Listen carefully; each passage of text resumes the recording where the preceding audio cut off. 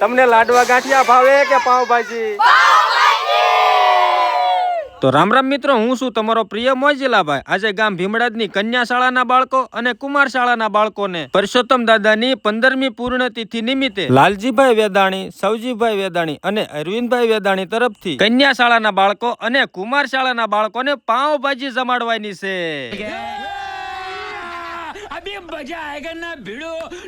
આજે બધા સ્કૂલના વિદ્યાર્થીઓને પાવભાજી ખવડાવવાની છે. આ તો શું કરો?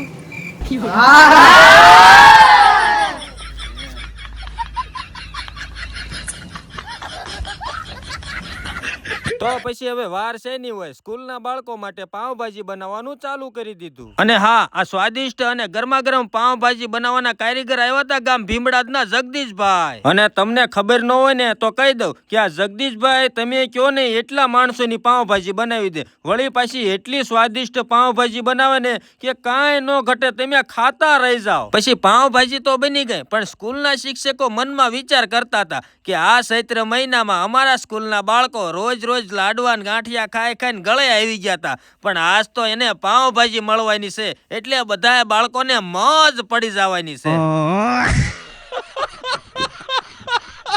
પણ સ્કૂલના બાળકો તો બહુ ઝાઝા હતા. પછી હું અમે તો ગરમા ગરમ ભાજીના તપેલા ભરી દીધા હો. પણ ભાજીના તો આખા તપેલા ભર્યા હતા, પણ પાવ ઘટવા ન પડે હો, એટલે પાવના ઢગલા કર્યા હતા. અને પછી બધા પાવ જગદીશભાઈએ ગરમા ગરમ તવામાં ઘા શેકી નાખ્યા. અને પછી ગરમા ગરમ ભાજીના સલો સલના તપેલા ભરીને અમે ઉપડ્યા ગામ ભીમડાદની સુંદર મજાની કન્યા શાળાએ. વાહ ક્યા સીન હે, વાહ ક્યા સીન હે.